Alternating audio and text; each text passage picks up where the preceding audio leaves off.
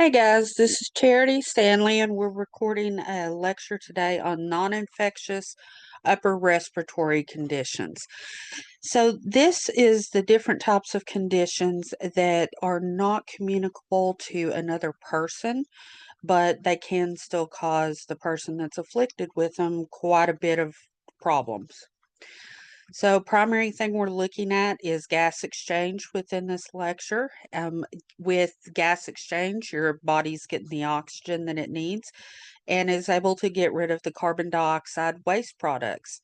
So, without being able, if your body can't get the oxygen that it needs, then the tissues themselves are going to start to die. So, first one is going to be an upper airway obstruction.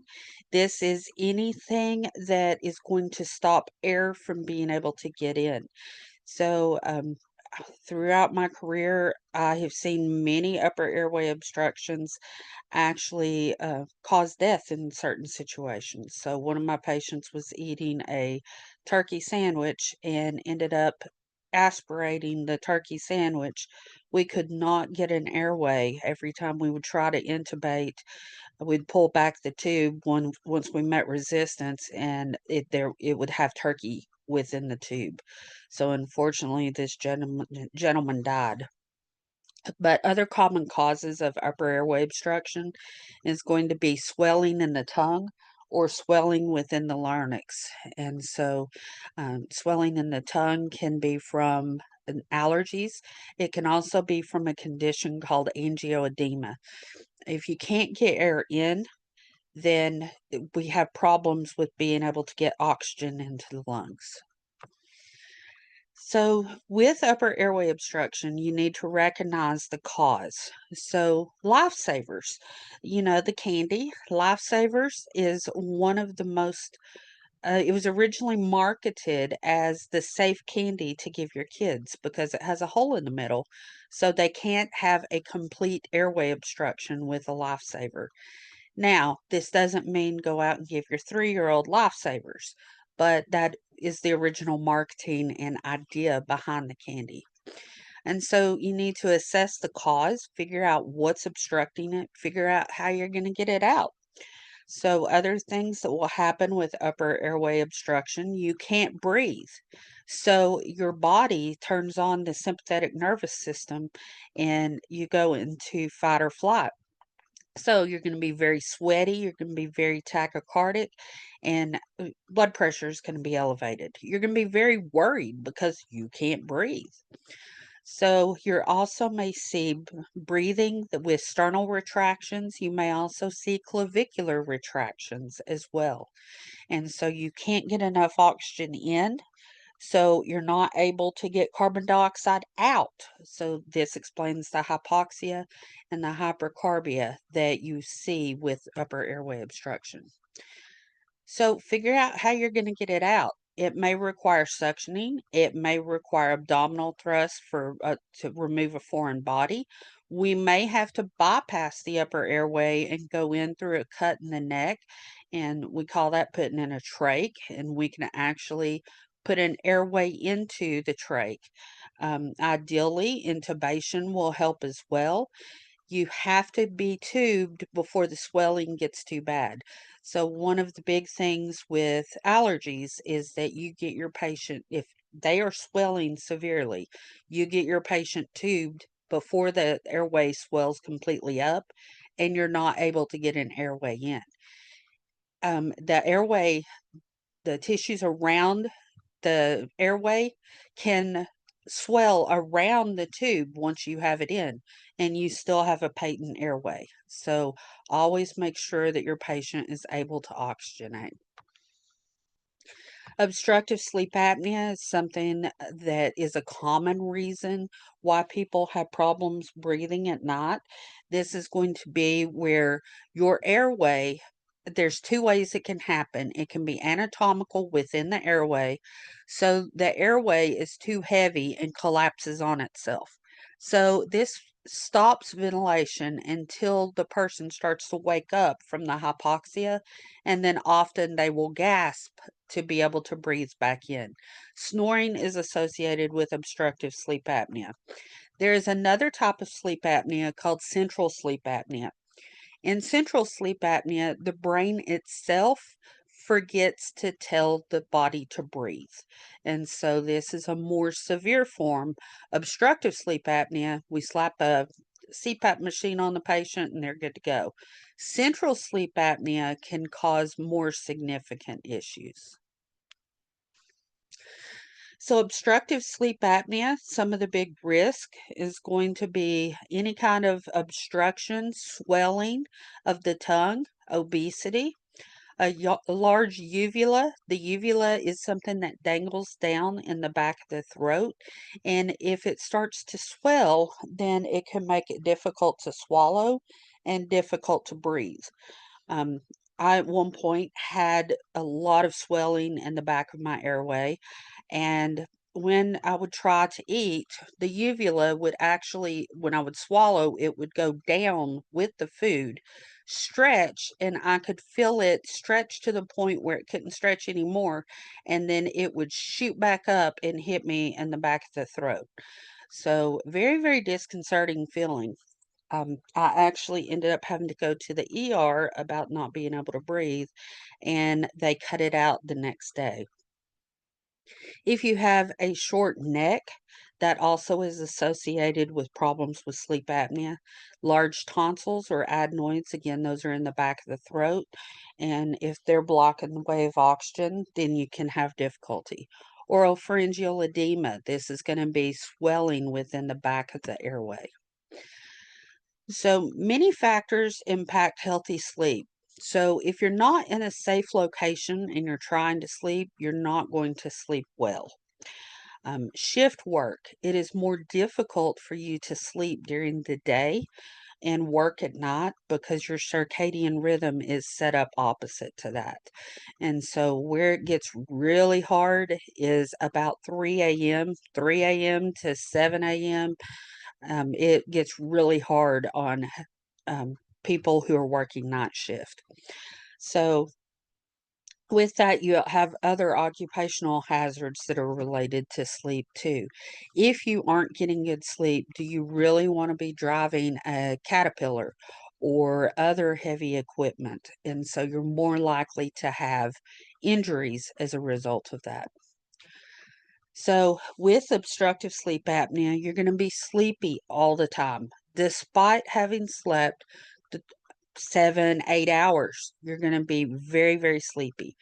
GERD is a common symptom that you see along with sleep apnea, and also snoring, as we talked about. So, physical assessment, we'll be looking at the size of the jaw, looking at the size of the tongue, the size of the neck. If your neck is larger in circumference, then it's more likely that you're going to develop sleep apnea. And it also affects the cardiovascular system. Sleep apnea is actually one of the most common causes of hypertension, uncorrected sleep apnea. And so it's also one of the easiest ways to fix hypertension is have the patient take complete a sleep study and then be able to get a CPAP machine to be able to help. Okay, stop bang questionnaire. Stop bang questionnaire basically is going to be asking questions about how likely are you to have problems sleeping? How likely are you to snore? What do other people say about your sleeping? That kind of thing. You can do a sleep study at home. You and you're able to do that with monitoring oxygen saturation, monitoring heart rate. They also put electrodes on the legs to monitor if you're having restless leg syndrome. If the sleep study at home is not conclusive, then they will ask you to come in and have a full sleep study, and that's polysomnography. So the primary problem is poor gas exchange with obstructive sleep apnea. So that is what we are looking to correct, and that can be corrected with CPAP machines. And if you have a more severe condition, we would use a BiPAP machine. So, how do we improve sleep apnea? So, non surgical management, we can look at things like reducing the obstruction. If we're having problems with breathing, then we can look at changing the positions that you're sleeping in. Look at weight loss. If when you lose weight everywhere, so you're going to lose weight around your neck as well. Position fixing devices. This is going to be things like um, the mouth guards that the athletes use. And so the idea is by having these sleep apnea mouth guards that it forces your airway to stay in an open position. Now, for kids, actually, surgery is one of the first things that they will consider. Um, and with surgery, they will actually recommend a tonsillectomy and adenoidectomy because that's the most common things that are obstructing the child's airway. Now, if CPAP doesn't help enough or BiPAP doesn't help enough, then they will actually go in and remove tissue from the inside of the oropharyngeal airway to be able to improve sleep apnea. So, what's the difference in CPAP and BiPAP? CPAP is continuous positive airway pressure. And so that means it blows all the time. Okay. Your lungs have to be healthier to be able to tolerate CPAP than BiPAP because you are breathing out against pressure. And it takes healthier lungs to be able to do that. BiPAP, on the other hand, will blow and it will open the airway when you're breathing in, and then it stops and it allows passive exhalation. And instead of having to breathe out against that high pressure, the pressure of the machine actually changes to allow more air to come out. And so you will often see patients who are retaining carbon dioxide put on BiPAP as a way to encourage the air from coming to come out of the lungs. So self-management, need to teach patients about positional sleeping. Ideally, don't sleep on your back because it makes it harder to breathe. And sleep apnea, having a CPAP is something that a lot of people are uncomfortable with initially. It takes time to get used to it.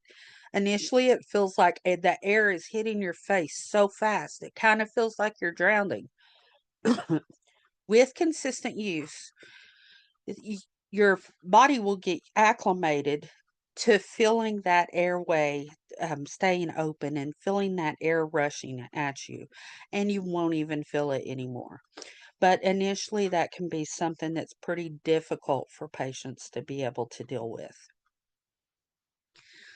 So, ideally, with sleep apnea being controlled, the patient is going to have fewer episodes of apnea.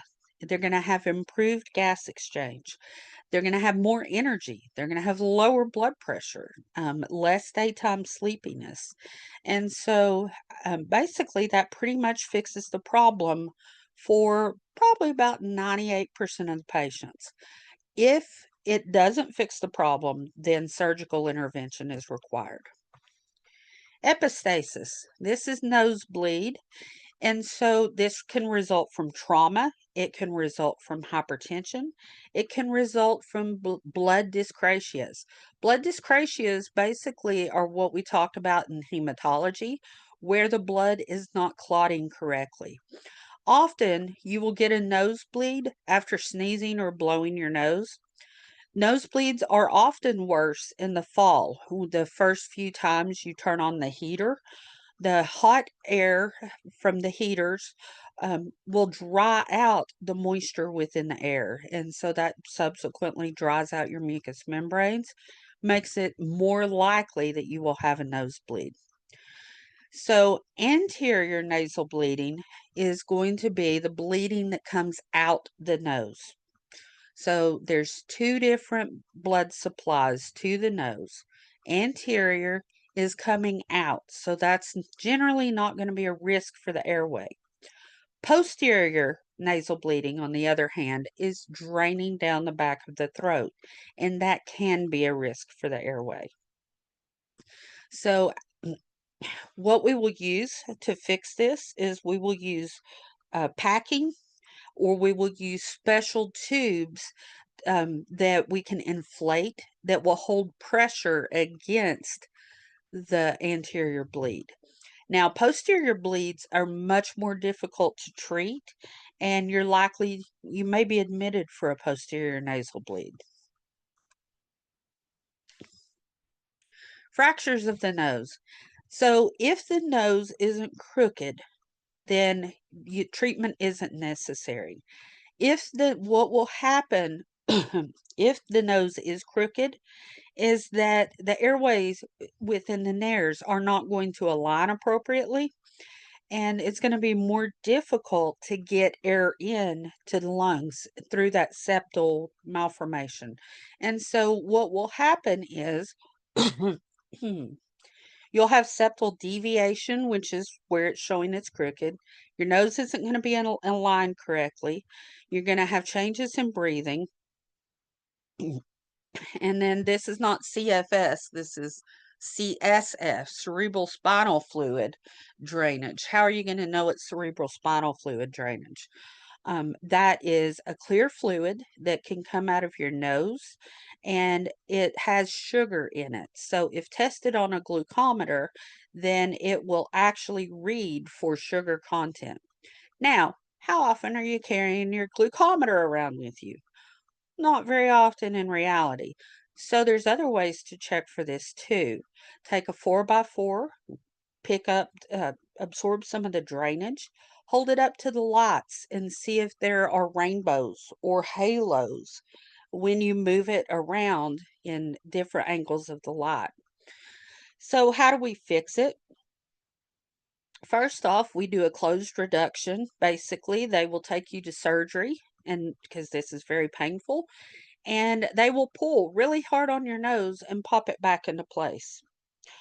We can also do a rhinoplasty. This is where we are working on back where the turbinates are within the sinus cavity. Or we could do a nasoseptoplasty. And so a nasoseptoplasty is where we're correcting the septum, the amount of tissue that is between the individual nares. So after rhinoplasty, we need to keep the patient in a semi-Fowler's position.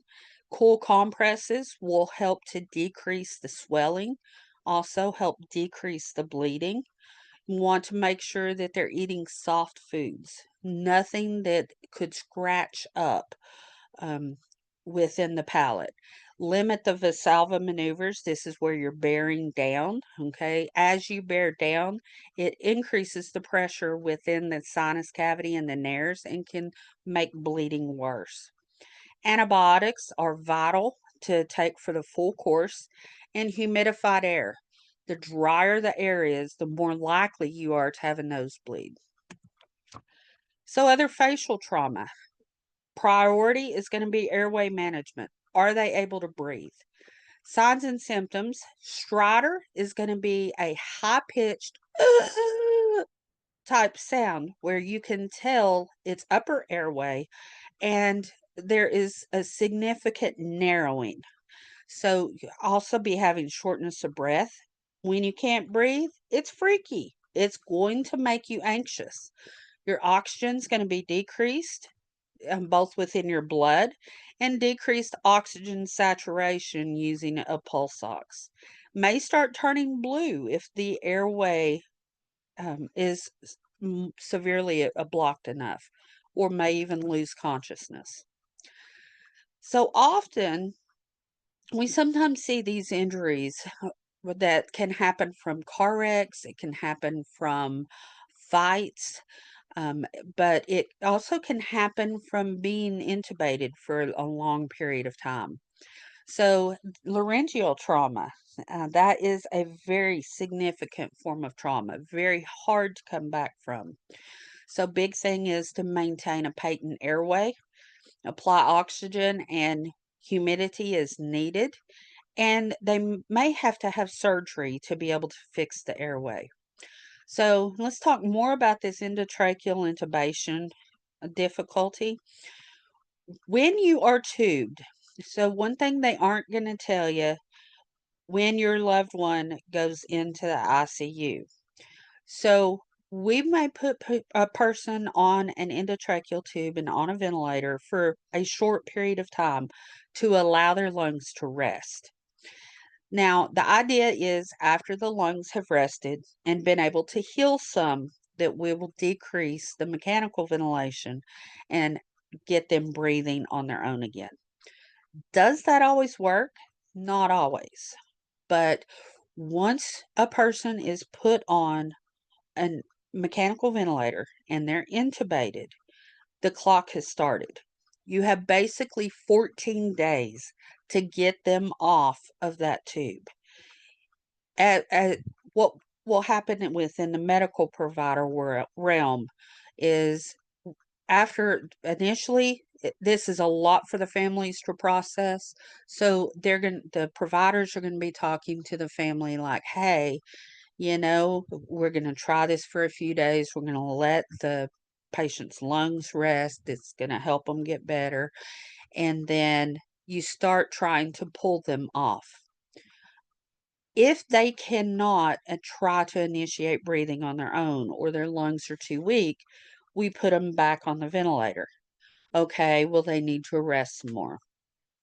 At about a week, they will start talking a little differently to the patients and say things, patients' families, and say things like, it's been a week now. We've been trying to get this person off the ventilator, and their lungs are very, very weak.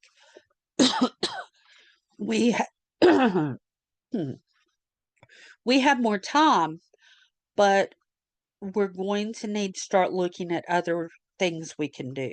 As we hit about 10 days, they're going to start saying things like, okay, well, once we hit day 14, that's as long as they can have the tube in place.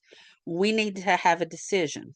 Are we going to pull the plug on the ventilator and then subsequently the patient dies? Or are we going to send them back to surgery and cut a hole in their neck and open up their trach to put an airway in their trach? And so at 14 days, families have a really big decision to make on do they continue ventilation, mechanical ventilation, or do they let their loved one go ahead and die peacefully? So cancer of the nose and sinuses, this is commonly due to exposure to dust, to flour. Believe it or not, inhaling too much flour can actually irritate the tissue within the mucous membranes, change the DNA, and that's what causes the cancer. Exposure to nickel, exposure to chromium, exposure to mustard gas. And so again, you patients will accidentally make mustard gas at home by combining Clorox and ammonia together. Radium, getting exposed to radiation, and cigarette smoking often causes cancer of the nose and oral pharyngeal cancers as well. It's a very slow onset. It looks like sinus infection. Lymph nodes often start to swell because remember, this is part of the immune response, and they're trying to figure out how to get rid of these abnormal cells. So, in some cases, we actually will take out the patient's nose and then do a reconstructive surgery to put another fake nose back on to help them look more normal. Head and neck cancer is what we were talking about with using tobacco products. You can end up with a squamous cell carcinoma and slowly growing. It's because the mucous membranes have been chronically irritated and haven't had adequate time to heal. So they keep getting tougher and tougher. As these mucous membranes get tougher and tougher, the DNA is likely to be altered, and you'll have these white, thick lesions, leukoplakia, and you'll have erythroplakia. Erythro is red, as we know from hematology, and so we'll have white and red lesions that will cover um, the mucous membranes. So head and neck cancer is a very nasty type of cancer, and it tends to metastasize into the local lymph nodes. Once it hits the lymph nodes, it's able to go throughout the body and metastasize into bone, into muscle fibers, and then to other organs. So, risk for head and neck cancer. This is going to be tobacco or alcohol use. This is using your voice constantly. So, singers, especially when combined with tobacco, people who work in very loud areas where they have to basically yell a lot, chronic laryngitis. So, again, problems with the vocal cords, chemical exposure, not taking care of the bacteria content within the oropharyngeal area, not brushing their teeth, not using mouthwash, not getting rid of the bacteria. Long term GERD. This stomach acid comes up and irritates and thickens the back of the oral pharyngeal cavity. And so with GERD, you can have chronic vomiting as well. And so this can create issues. Oral infection with HPV. So kind of have a funny story about this. Once worked with a guy who I didn't realize it at the time, but he was chronically hoarse and he never had a good, strong voice. Um, and so HPV is human papillomavirus. That is the major cause for genital warts. However, these warts can happen other places as well when they're exposed to the virus particles. And so I kept saying, dude, you're not able to talk. What's going on with you? How long are you going to have this cold? Because this was probably 6, 8 months after he had been there. And he just kind of smiled and shrugged it off. Later on, I found out from my sister that he actually had oral infection. He had HPV virus. He had genital warts that were actually growing on his vocal cords. And that is actually why he couldn't talk. So, talk about foot inserted into mouth. So, I quit asking him when he would be able to talk again. Very uncomfortable. Head and neck cancer, you need to ask about tobacco use, alcohol use.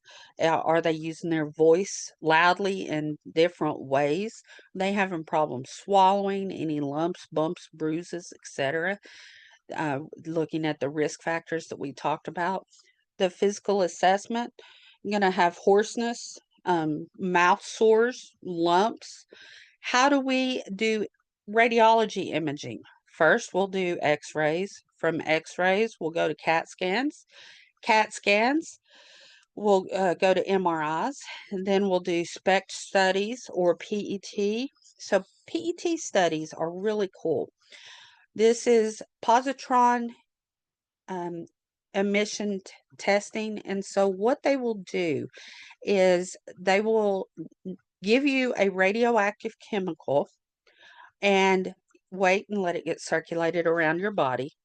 So, this is radioactively labeled glucose. So, what happens? The cells that are most physiologically active are going to require the most glucose.